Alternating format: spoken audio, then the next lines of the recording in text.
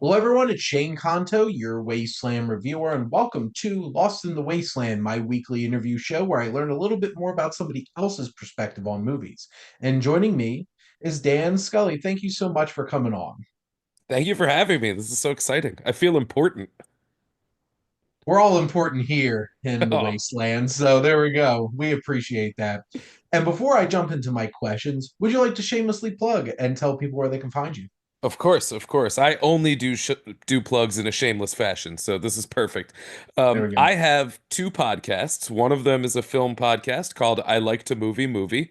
You can find that everywhere on it's a at movie cast on social media. Otherwise, you can get it off of any podcatcher. I also have another podcast that is quite literally just me and my friend Steven goofing off. It's called Hot Property, and that is available at Hot Property Pod on all of the things. And if you want to read the stuff that I write and see a spot where all of my work is commingled into one spot, check out scullyvision.com. There we And go. you can find all my movie reviews there. And there will be all the links in the description on this video so you can check out Dan's stuff. Right on. But Thank you. let's dive in to everybody's favorite question. What's your favorite film, Dan? So I do have an answer for this because it, um, it's always so hard when people go, "Oh, you like movies? What's your favorite movie?" And then I'm like, "Oh, well, I like this kind of thing and that." But like my all-purpose answer for this is Boogie Nights. Very nice. Yeah, it's just such a it's got everybody and everything, and I love 70s style, and I love that music, and I love Paul Thomas Anderson, and and it's a movie about film in a lot of ways, so I really appreciate it. It's just a very special, very niche kind of film. Hmm. It's such an engrossing ensemble film that is so great. And I think it's hilarious that Mark Wahlberg regrets doing it now. Because honestly, it was probably one of the best things he's ever done in his career. I would say So it's like, the best thing he's done in his career. and I'm not going to argue with that. Um, it's just he's fantastic, and then so many great performances, and also it's hard to beat Burt Reynolds' just look, Oh yeah. the beard, the hair combo. It's perfection. It's like that's what you want to look like when you get older. Um, He's such a cool guy, and he also apparently expressed regret as well, yeah. which is bizarre because I mean, he was Oscar nominated for it, and it's a very well-deserved nomination, but like he's oddly enough, he's like the moral center of that movie.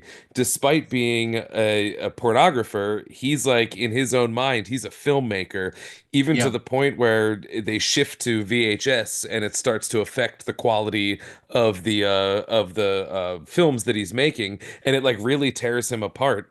But at the end of that movie, one of the things I really love about it is it ends on Dirk Diggler coming back and asking for help, Yeah. and Burt Reynolds being elated to offer that help. And like it's such a warm-hearted ending to a movie that has a lot of really dark stuff in it. And I just love that about it. I mean, I feel like few filmmakers could resist the urge to go really dark and then just, Mhm. have a terrible tragic ending. And I think the warmth of that ending is so beautiful. Yeah, and it's definitely a film that has this found family feel. Yes. And they all connect so well, whether it's Heather Graham or Julianne Moore or John C. Riley, and just this whole entire cast. And it even has some such iconic moments, especially, Alfred Molina's just completely unhinged Sister Christian moment. Yeah. And it's just like it has those kinds of moments, but then it also has so many interesting and engaging ways of showing just like how dark life can be. Oh yeah. And it's all about that connection they have. And also it's cool as hell. It's Like cool as the hell, and it's funny. It has like yes. a really lighthearted humor. I mean, John C. Riley is laugh out loud funny in it, and even like Buck Swope, played beautifully by Don Cheadle, constantly searching for his identity as they go through the different decades, and he's Mhm. adopting an Ike Turner look. He's Yep. adopting his cowboy look. He tries all these different things, and ultimately, what he finds love when he just is himself, and that is part of that like found family aspect of it. It's just so great. Absolutely. It's And honestly, it was really the jumping off point for Paul Thomas Anderson, who's one of the most beloved filmmakers of many a cinephile. So there you go. And he Now, made that when he was like 27. I'm 40. I've done nothing. That's amazing. He made the best movie ever at 27. Oh, I was just like, what am I supposed to do at this point? So there you he did go. Boogie Nights at 27, and everyone else has to catch up. And and he's still doing it. And every time one of his films come out, it's like a kind of moment for cinephiles. And honestly, it feels like it's been a while since Licorice Pizza came out. Oh So yeah, look, I was thinking Phantom Thread, but yeah, Licorice Pizza. But he has a new one coming out this year, which yep. is very exciting. It's another, I believe, Thomas Pynchon loose adaptation, the way Inherent Vice was. But apparently it's action packed and it's a comedy and it's every. I mean, sign me up. I'll take two. Let's go. Well, we will be there opening weekend. Now, what's your earliest memory of going to the movies? I remember the first movie I ever saw in the movie theater. It was Honey, I Shrunk the Kids. And Nice. my parents took me along with like we grew up with our neighbors were also, like my best friends growing up. And they took us all to see it. And I remember being scared because they played a Peter Pan trailer beforehand and it was so loud. And this was 89, so I was 5 years old and it was just so loud that it like shook me. And I remember my mom just being like, "Oh, it's just the previews are loud. It'll be better for the movie," probably knowing that I'll just get used to it. But I mean, within minutes, I was in love with watching movies because I mean, Honey, I Shrunk the Kids. I would say still holds up. It's so imaginative and it's everything I love about movies, and it was my very first one. So, I feel like I rewatched that about 2 years ago on Disney Plus, mm. and it's just incredible the practical effects. Like the Auntie, giant Cheerio, just yes. that. It's just incredible. Can you imagine how horrifying it would be if Rick Moranis actually just ate his son in the bowl of cereal and we had some sort of magic school bus adventure through his digestive system? I was Oh, about to that's say, horrifying.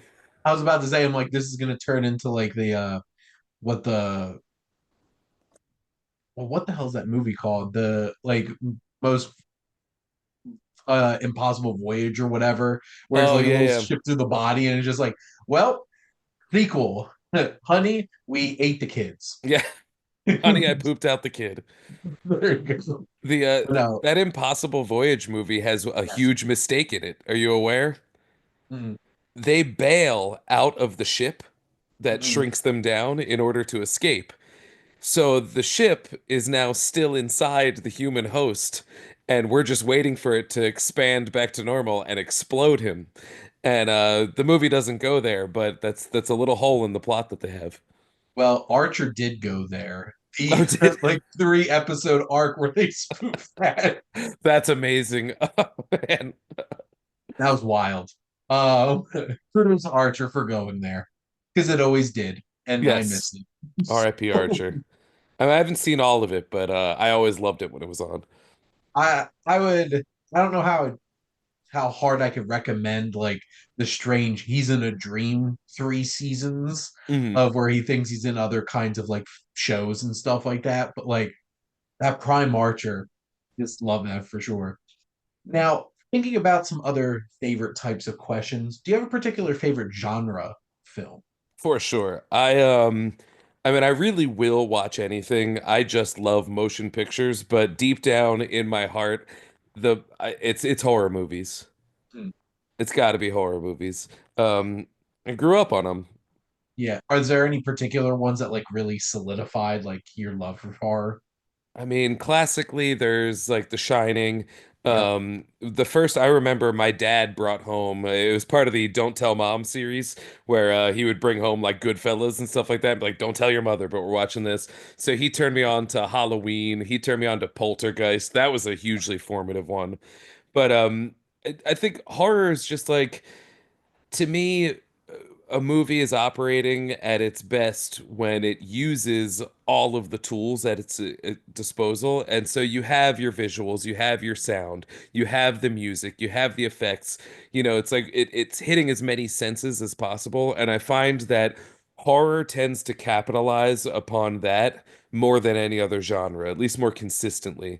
And there's a reason why comedy and horror are so connected is because they live and die by an involuntary response. Yes. If I don't cry at a drama, it can still be a successful drama. But if I'm not afraid in a horror movie, then that could be a failure of the craft. And so I think that movies are like a form of magic, and horror really weaves that magic consistently for me. So I think that's probably my favorite genre for sure. Yeah, it's something that is so visceral and so like primal on a level where it's just like there is something triggering me to have this big emotional reaction to this. Hmm. And I'm a big baby and I get scared easy. And there's certain films like, I watched The Babadook for the first time midday I can see it in over your my shoulder. it's there. It's there. But it's one of those kinds of things where it's like I was curled up in a ball on my couch, 1 o'clock in the afternoon, with the lights coming into this living room, and my friend came in and laughed at me. Oh It's no. just like this movie is scaring me enough, Pat. Stop making fun of me. But No, it's that's like the best feeling in the world, though. I love being so freaked out where you like don't want to look over your shoulder because there might be something there. Oh, I love it. oh, and Blair seeing Witch does horror. that to me. I remember seeing The Night House by myself on a Friday afternoon in a 400 seat theater. That's terrifying. It was terrifying. And Yeah. I'm just like, Yeah, your periphery starts, and that movie was like all about like shadows and like relief yep. images. So Mhm. anything out of the corner of your eye is gonna set you off. Yeah, that's a good one. I like that movie a lot. Yeah. I think the one that most viscerally hit me watching a horror film in a theater was Hereditary. Mm. And that visceral moment where, I'm a big fan of cinematography. I love looking how the camera captures things. And you're just sitting there at the side shot of this young man sitting in his bed, in his bedroom. And you're like, what's that in the top corner of the screen? What is that in the top corner of the screen? Oh And then yeah. you find out what's in the top corner of the screen, and then you're not okay. Yeah. And that got me so bad. There was dread just completely filled my body. I'm like, When he in class, his arm goes up and he starts breaking his face on the desk. I think about that probably weekly and get chills. Hereditary, I think, is like kind of a masterpiece. Ari Aster, man. He's just like, for 2/3 of this movie, I'm going to emotionally devastate you with some of the hardest familial drama you'll find. And just when you thought that you didn't have enough left in you, then I'm going to scare the shit out of you. Yep. And that's exactly what that And movie I'm like, does. take my money, sir. Please keep them coming. Keep 'em going. Now, thinking about behind the camera, we've talked about a couple filmmakers already, but who are some of your favorite filmmakers? I mean, I would say that Paul Thomas Anderson is probably number one. I don't think Yep. he's ever made anything that's less than almost perfect. Mhm. And of course, David Lynch is up there, and R.I.P. That was Yep. such a hard hitting. Ooh, that hurt when he passed. Mhm. But yeah, David Lynch is probably my number two. But I would put like John Carpenter up there. He's a big one. Um, Naturally, there's Scorsese, I love that. But I also like I'm naming all of just like the standard heavy hitters, but I mean they're important for a reason. I do love Spielberg. I do love Mhm. uh of course now that I'm put on the You're just like put on the spot. What's a director? spotlight. Uh-uh. Yeah, and I don't know why I am blanking on this name because she's one of my favorite filmmakers, Lynn Ramsey. Oh my God. Mhm. So Lynn Ramsey did You Were Never Really Here. We need to talk Yeah. about Kevin. I think she's a tremendous filmmaker. Yeah, there's a lot of them that I love Kurosawa as well. I think Ron is just like such a tremendous movie. But yeah, I mean, Paul Thomas Anderson and David Lynch are probably the top two. And they really couldn't be any more different. But yeah, it's those guys really do it all for me though. Well, and even the two of them capturing the same city.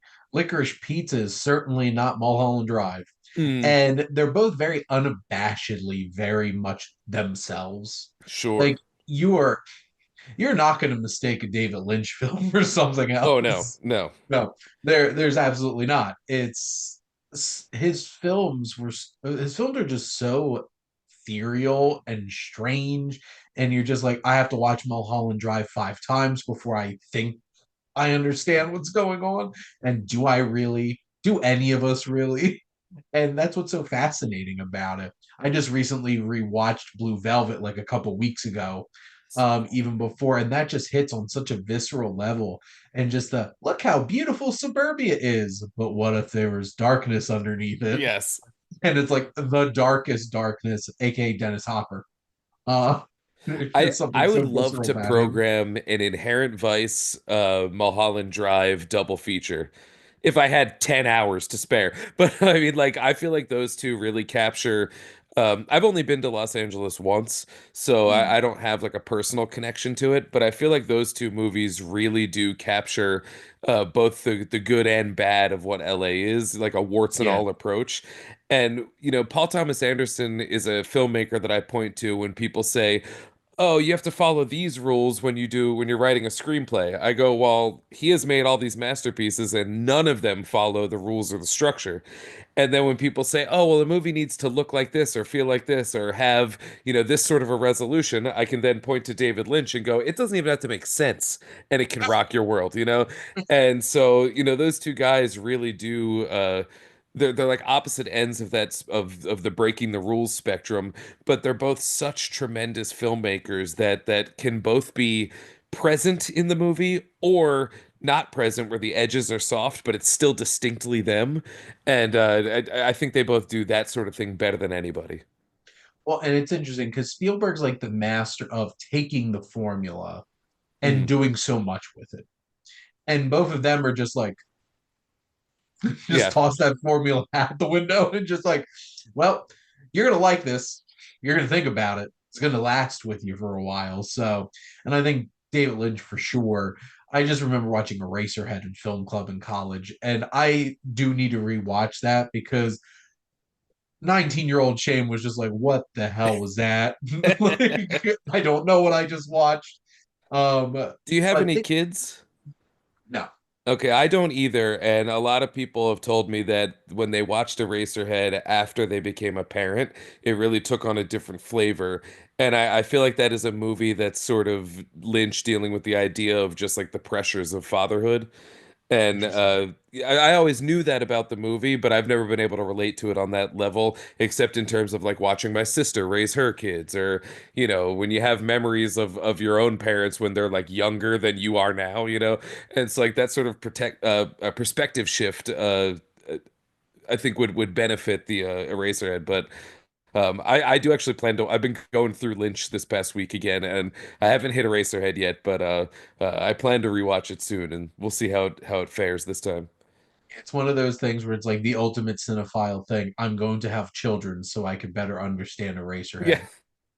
I'm not planning on having children, but if I do, like if I somehow accidentally have a child, my like second or third thought is gonna be like, yes, I'm gonna watch Eraserhead, and it's gonna unlock.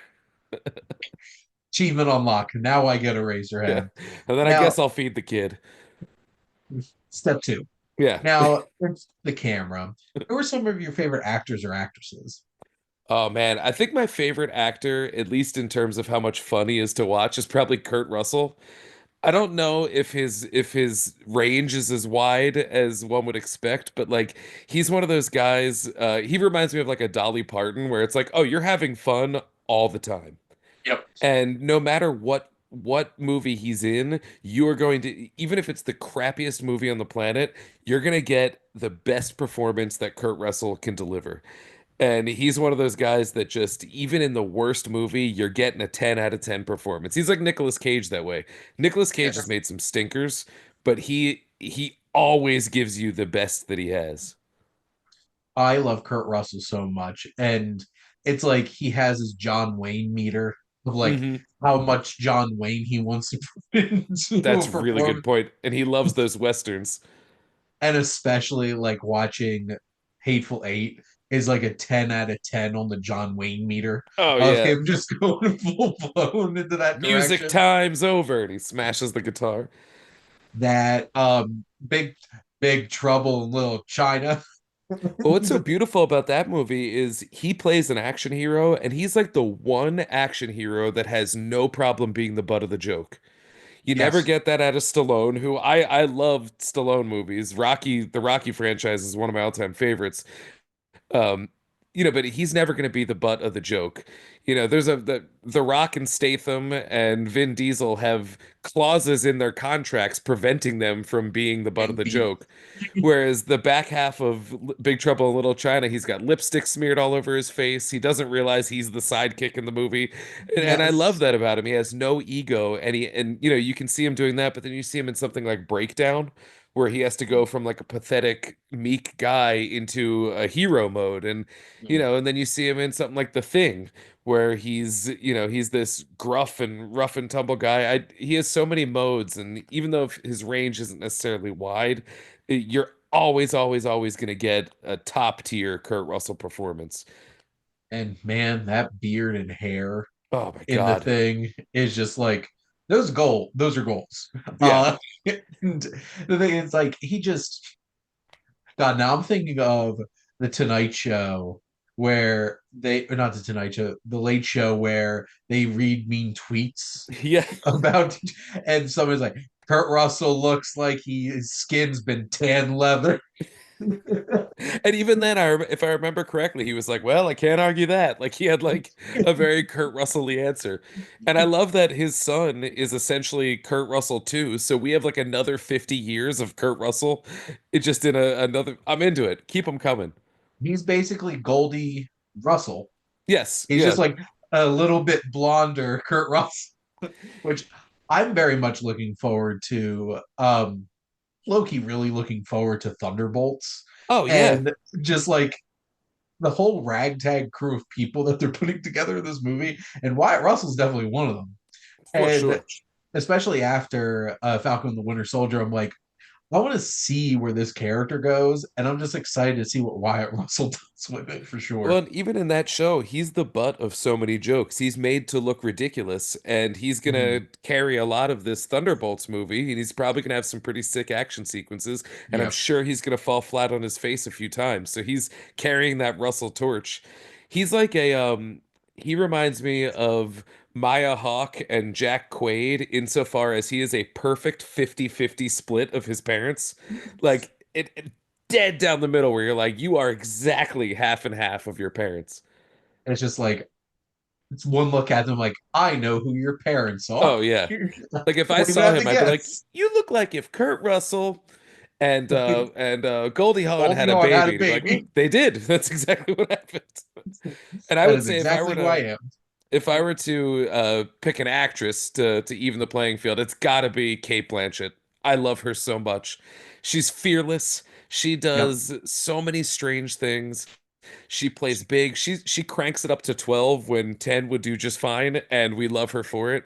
I mean, as much as I loved seeing Michelle Yeoh win Best Actress for Everything Everywhere All at Once, I it was a very well-deserved win, and I Yes. couldn't Kate Blanchett should have won for Tar. That was Tar. Her performance in Tar was It's something one of the else. best performances by any performer ever across the entire history of cinema. It is unreal what she does in that movie. And And the but thing she's already is, got like, two Oscars, so give yeah, one to Super Cop. and she's just like, as Catherine Hepburn, Yeah. and just the way she just fully goes into any kind of role. Like Blue Jasmine is Oh, just it's so like good. it's just like she's channeling all of that uh Dubois and Yeah, yeah. just it's just like can you get any more streetcar named Desire? No, because Kate Blanchett has completely enveloped this. She does that whole like, well, darling, I am this kind of an actress. Oh, she does that so well. Mm. Excuse me. And yeah, she's fantastic. And I have to shout out too, there's an independent actress who isn't in a lot of movies yet named Betsy Brown. And she was in this wonderful movie called Assholes that was written and directed by her brother, Peter Vack. And she is like, she gives a performance in that movie and in a movie that came out last year called www.rachelormont.com that like taps into the Isabelle Adjani possession style insanity. Like she goes so hard and but she's like very very indie and not in a lot of stuff, and I'm just hoping one day she gets thrown into something where she can just like eat the screen because I think she has like Kate Blanchett abilities. So I gotta shout out Betsy Brown. I'll have to look into her because there's like 50 Betsy Browns on IMDb, and I don't have the time to sift through them. So So Betsy with an EY at the end. So mm, that'll narrow it down. that will certainly narrow it down because that is not what I searched.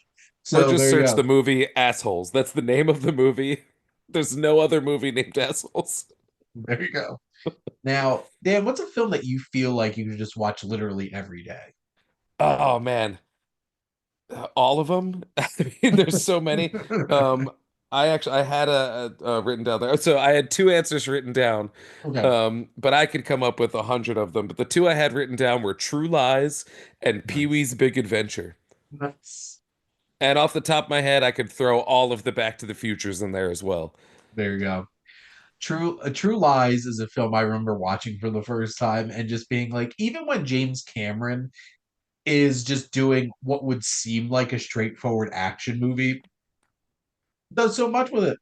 Oh yeah. And just the whole cast between like that was like Arnold completely in his I'm gonna throw so many one-liners and be funny, but also like I'm gonna murder you.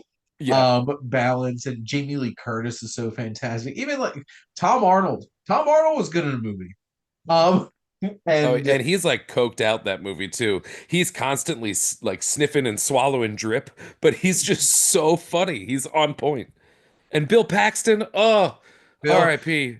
Bill Paxton as a used car salesman is the greatest thing to ever grace movies. He Anytime just that Arnold like fantasizes in that movie and has like his little and he fantasizes just breaking his face in the car, it's so good. so good. They even got Charlton Heston to play Nick Fury. With the eye patch. Oh, beautiful. That I see. That's one of those kind of things where I'm just like, damn. Now I actually want to see an Avengers film with freaking Charlton Heston as Nick Fury in this. He would have Alas, killed it. he's no longer Alas. with us, but he would have done very well in the MCU. Just chewing scenery, doing his thing. Oh, just gritting his teeth, sending the Avengers on a mission, Yeah. and just enjoying every moment of it. Now, Dan, what's a film that you connect with closely because it relates to another interest of yours? Um, it's weird. When you first pitched this question when we were talking before this, I was I had trouble figuring out what my other interests are. Um, but no, like I have so it turns out I do have a lot of interest, but like my main interest is I really really love writing. Um, I really love writing, and I love say hi to Doris. She's sneaking around back there. I really love writing. I really love comedy, and the two movies that popped up that tie into writing were Barton Fink, Mm, because that movie really captures the horror of writer's block in a yep. way that is just so visceral to me. And it has that Coen brothers feel, which I love. Let's add them to the list of some of my favorites. I Yep. can't believe I forgot them. And then the other one is In the Mouth of Madness, the Carpenter, and Yes. that's another one that's just like, especially nowadays when we have things like Blue Sky where it's like I type something and there's a large amount of people that everybody has a large platform, and that's a movie all about a guy who's typing monstrous stuff that's coming to life. And I love the idea of reconciling like what kind of power do my words have? And that's why I love writing. I used to do stand-up comedy, and one of the things that was fun about stand-up comedy is that you get immediate feedback from the Yep. audience. But what I like about writing is you actually can sit there and like conjure a spell. You know, Yep. you can think about that audience. Now the immediate feedback's not there, but you can select your words for maximum power, and for maximum feeling. And you know, you're reading a book and it's like you could be halfway across the world and you're reading my thoughts. You know, I'm beaming my thoughts directly into you. And like that's such a cool thing. And yeah, I think both of those movies really do speak to the power of the written word. Huge Coen Brothers fan, and honestly, Barton Fink's one of my top five favorite Coen Brothers films. Yeah, It's just such a fascinating, engrossing experience, and God, John Turturro is so good in, unbelievable actor. but like Barton is so far up his own ass about things, and like one of my favorite actors is John Goodman, and what he does in that movie is both absolutely charming and terrifying. And he The gets to image do of both. him surrounded by flames is like Yep. I would love to have an HD print of that framed on my wall. It's gorgeous and it's terrifying, and Yep. it's oh, you can just feel the sweat dripping off of him. God, I could feel the heat watching Yeah. that film whenever that scene happens. And then in the Mouth of Madness, Sam Neill, just Dr. Alan Grant. Oh yeah. He's just so good in that. And I feel like that might be like the last true, really, really impressive John Carpenter film. Yeah, I would agree. And because like I covered him on my one YouTube show where I go through a director's filmography, and just remember after that, and it was just felt like it was diminishing returns after that. I'm like, I'm glad at least he had that in him. And that's such a bold, strange, wild movie. And like that is all kinds of ridiculousness and haunting and meta. And also Charlton Heston's in He is. Oh man. randomly. Am I a closet Heston fan? What's happening? And also, I'm pretty sure they came out almost at the same time between because True Lies came out in 93, I think that was, or that 94, I believe. 94. So, like, that's even same time period. But no, those two films definitely deal with writing in very visceral ways and also in very, very different kinds of ways for sure. Mm. Now, who's a movie character you feel like you connect with on a personal level? All right, I have a few of these in here. So I have three written down. The first Mhm. one is Rocky Balboa. Yep. And the reason why I connect with Rocky Balboa is he represents to me the power of just doing the work.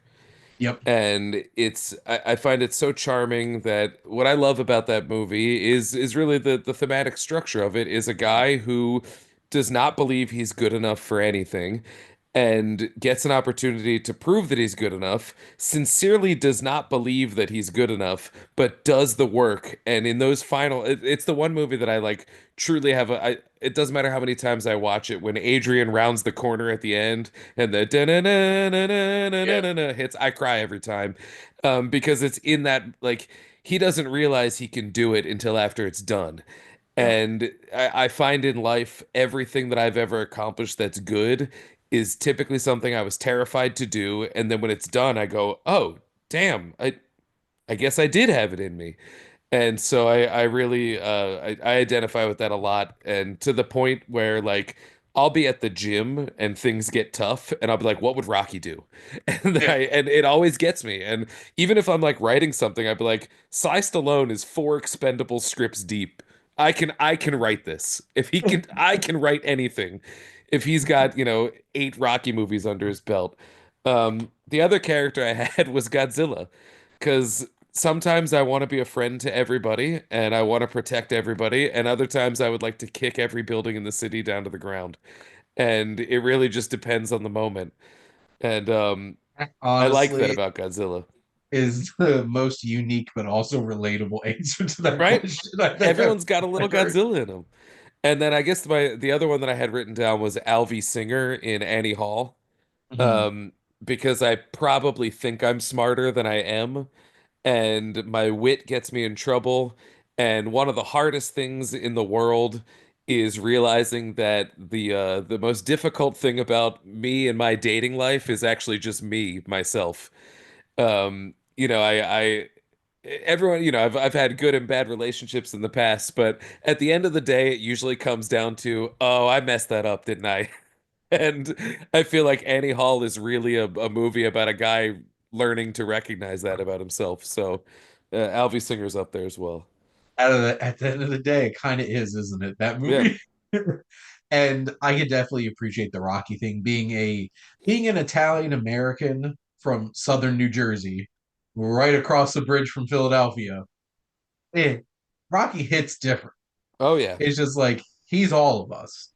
And we can share Rocky because Rocky is meaningful and is all of us. And that's what's great about Rocky. So What part of South Jersey? I'm originally from, well, originally, I grew up in Haddon Township Oh, okay. and now I live in Mount Laurel. I grew up in Marlton. There you go, Yeah. neighbors. So, I always relate this story whenever Rocky comes up, which is a lot. When I was when I the first Rocky movie I ever saw was Rocky Balboa. it's And so I good. saw it in it's great. And I saw it in the theater, and right before Rocky's big match with Mason the Line Mike Dixon, Dixon. they're setting up the match. Some dude in the theater stands up and he goes, "Kick his ass, Rock! EAGL!" And the entire theater, myself included, did the whole Eagles chant as if this was a real event. And it just blew my and it was awesome. Like I'm not one for yelling out at movies, but this is like a moment that I'll never forget because we were all so jacked up to watch this, and it was like the sixth Rocky movie. He's a Yes. fictional sports star. We're in Cherry Hill, New Jersey, and yet we're still giving him the Eagles chant, and it all makes sense. So yeah, that the South Jersey vibe does hit with Rocky for sure. And if that was at AMC Cherry Hill, that's a whole vibe Yep. altogether. This is back when it was Lowe's Cherry Hill. Yes. Because Yeah. I literally grew up 5 minutes down the road from there on like the last street in Haddon Township. And right next to Haddonfield, right next to Cherry Hill. Uh, I wish I could have been part of that moment. It That was sounds like incredible. incredible. And Which, at that point it became real. It was like, well, Rocky better he better win this fight for the birds. Like it all made sense in the moment. It was ridiculous.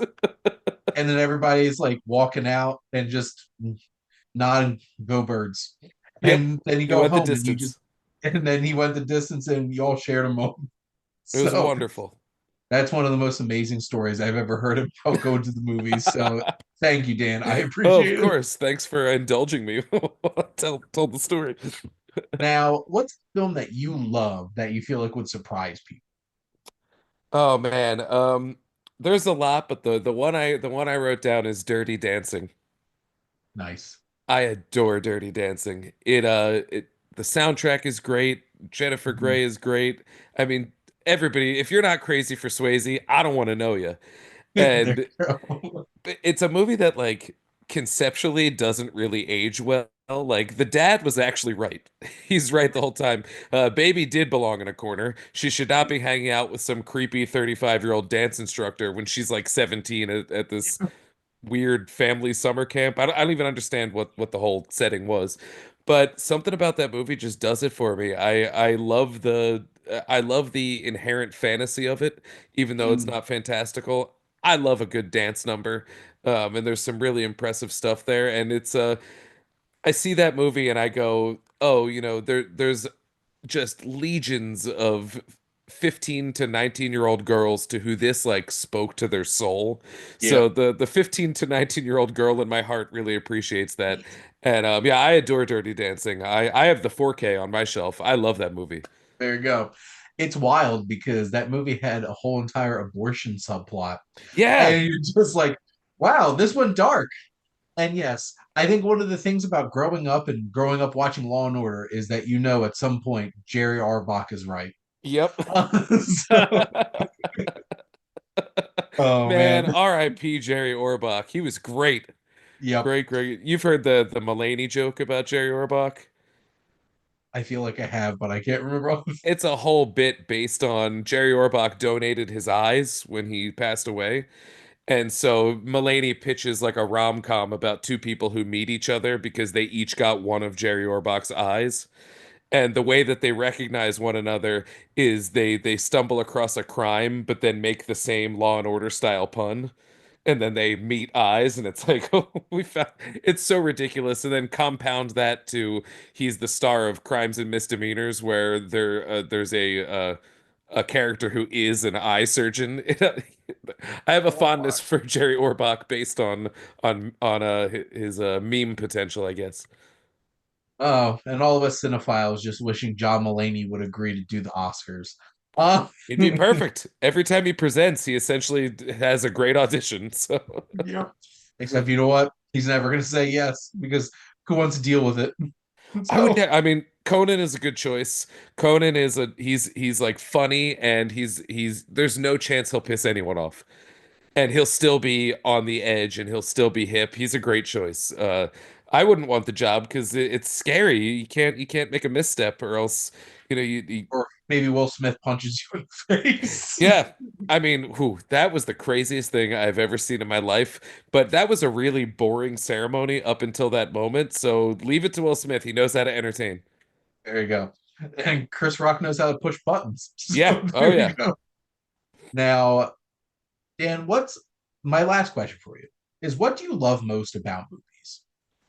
So when I was a kid, I was really into magic. Okay. I learned a lot of like magic tricks, Mm, and I always loved Penn and Teller because Penn and Teller never did the whole, we're actually conjuring magic. They would very outright say, what we're doing is prestidigitation. We are mm, lying to you, and the goal is to make it so that you can't figure out how we're lying to you. yep. And I've always loved that about magic is it's inherently false, but the craft is so good that it forces you to believe it even though you know it's not true. And to me that is what movies do. You know, down to their cellular level, the picture doesn't move. It's a whole bunch of pictures back to back to back to back to back to back to back, and it Yep. makes it look like it's moving. You know, you have your Foley artists creating sounds that aren't there. You have your lighting artists lighting in a way that makes it compelling, but it would never look like that in real life. You know, you look at something like, we talked about Honey, I Shrunk the Kids. Like, you can't get a giant ant, but you can build a giant ant puppet and you can sell me on the fact that Auntie is real and they're feeding him pieces of giant donuts. You know, like I love that about movies, like they can't hear the music, but we hear the music and Mm, it casts that spell over us. And to me that is just like it's such a tremendous task for even one person to do. And when you're making a movie, you're getting hundreds of people all on the same page trying to cast the same spell and all doing it just so that we can go yay and like that's incredible. And so I think it was my love for magic growing up is has been transposed onto movies. I like being fooled. I know that Pandora isn't real, but if I look at what James Cameron has put on the screen, I want to go to Pandora. That's so cool to me. I love that you can something like the thing, that creature doesn't exist, but I'll tell you what, I'm scared to death of it. yeah. And because the effects look so real and the way that it's sold on me, it's even something as simple as something like Boogie Nights, that was shot in 1997. You couldn't tell me that that wasn't shot in 1975. Yep. They made it look like 1975 and it was all a lie. And to me that's what makes movies so special is they're casting a spell and it works every time. And those are the great ones where, like, sometimes you walk out of a theater, out of the darkness into the light outside, and you're just like, wait, I wasn't fighting alongside the Avengers. I wasn't fighting for my life in the ring. And like those kinds of moments, just it feels something different where it's like you legitimately have to check yourself. I'm like, wait a minute. Yep. That wasn't real. And if you But go to a the movie with a feeling. bunch of people and you all step out together and you have that conversation where it's just like, what did we just watch? That was amazing. Like recently I saw The Substance when that first came out, and that was my favorite movie of 2024, hands down. But when we emerged from that theater, the group of people I was with, we were all just like, what did we are we different now?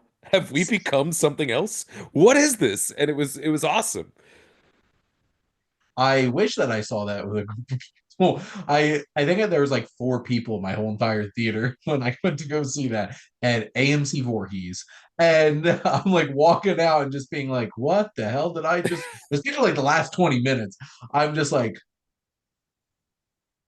and that was one of those moments like, I wish I had somebody next to me because I need to talk about Oh this yeah. right now. But that is the magic of film, and films are magic, and we love that about it. Right But on. Dan, thank you so much Of for course. Thank playing you. along with my questions. But how I always like to wrap up the show is I let my guests ask me a question. So, what would you like to ask the Wasteland Reviewer? All right.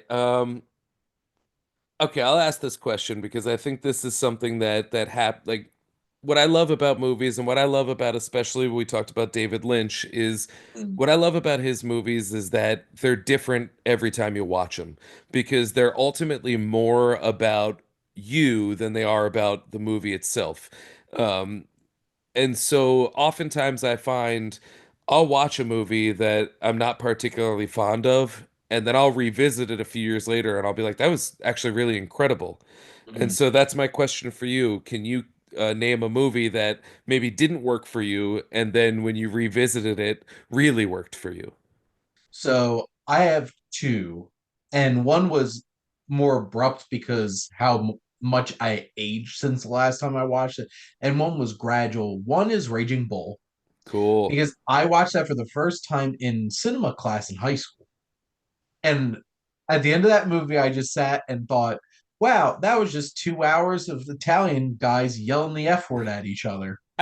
And here's the thing, You're it not is wrong. true. It's not wrong, but as an adult watching it, because I hated it when I watched that in high school, I'm like, this is not my jam. And watching it as an adult, especially when I did my series on Scorsese, and just feeling it in context to everything, it just clicked. Something opened up, and I'm just like, wow, this is cinema. Quotes himself. It's just something miraculous about it.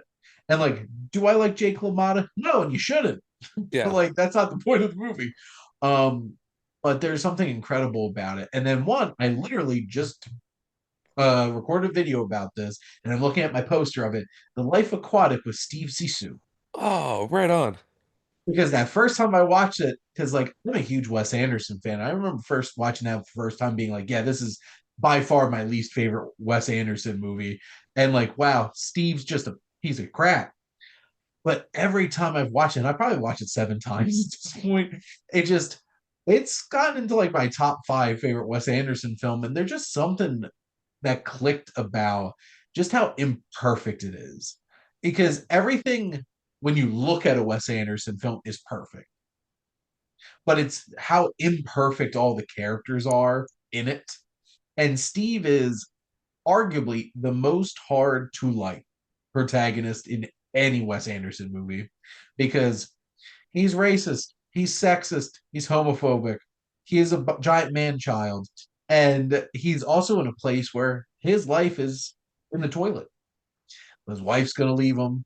His best friend got eaten by a giant shark. And it's the journey that you go through with that character. And I absolutely love it. Tonally, I thought it was all over the place when I watched it for the first time. And now I watch it, I'm like, this all makes sense.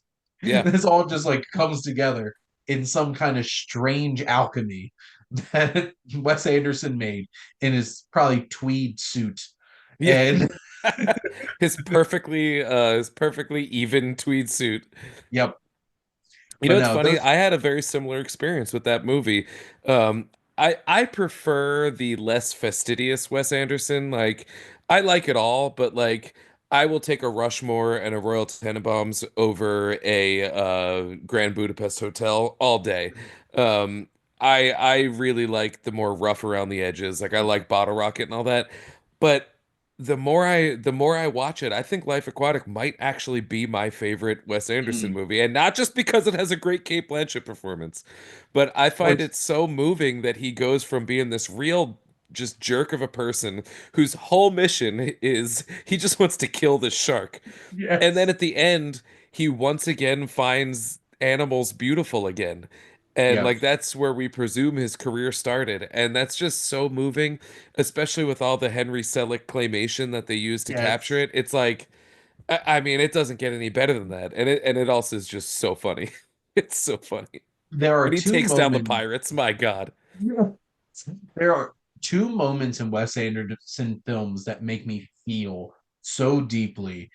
And one of them is them all in that sub with that shark and the music and how it drapes you in feeling. And then the other one is what the Grand Budapest Hotel is my favorite Wes Anderson film. Cool. It's the moment where Mr. Mustaf is just like, Agatha and I were happy together, at least for a little while. Oh, And it's just like, oh it's just like crush. And just the way that F. Murray Abraham just delivers that so perfectly, so tenderly. And you're just like, I'm melting. yeah. Oh, I want to watch that tonight now that you said that. I It would just I really should revisit that soon. it just hits in such a specific way. But I can definitely understand that. And I've been talking to a lot of people who are much more on board with where it feels like Wes Anderson, but it still feels like some level of the real world. Mm, And like I love the Royal Tenenbaums. That's top three for me too. But like with Asteroid City feels this isn't life. This isn't our world. It's just completely something different. And I think Wes Anderson has completely left our world behind and yeah. has ascended into this Wes Anderson scape. And, I think it's alienating some fans. I think it's finding new fans. And that's one thing I can appreciate about him is that he is ever evolving. Even though he's like still in his sandbox, something's evolving there. And that's what you have to do as a creative. And I Oh appreciate yeah. that about him. And So, honestly, like even though I prefer stuff like Rushmore and all that, it's like getting mad at Wes Anderson for having his style is like getting mad at Toy Story for being animated. It's like it's just this is what he does and he does it better than anybody. And I mean I thought Asteroid City was phenomenal. mhm, I really loved that movie, but my preference for his earlier stuff is just a preference thing, but I yeah. love that he's left the real world. I love that he finally won an Oscar for a short film and he couldn't even be there because he was already working on his next movie, even though he cranked out four movies that year. It's like, God bless him. And he did it all probably wearing a suit that was fitted to him perfectly. And that's so cool. I remember I was such a Roald Dahl fan growing up as a kid and reading Henry Sugar. And the second I heard that he made an adaptation of that, I'm like, well, what now? Yeah. And I was like waiting for Netflix to drop that. And it just blew me away. I'm just like, all of it. I think it should be illegal for anybody who's not Wes Anderson to adapt a Roald Dahl novel. Uh, Honestly, agreed because he nailed it. He nailed those and he hits that style. Yeah, agreed. but But that's a wrap here on Lost in the Wasteland. Dan, thank you so much for coming on and talking movies with me. Oh, thanks for having me. This is so much fun. And thank all of you out there for always tuning in and supporting your Wasteland Reviewer.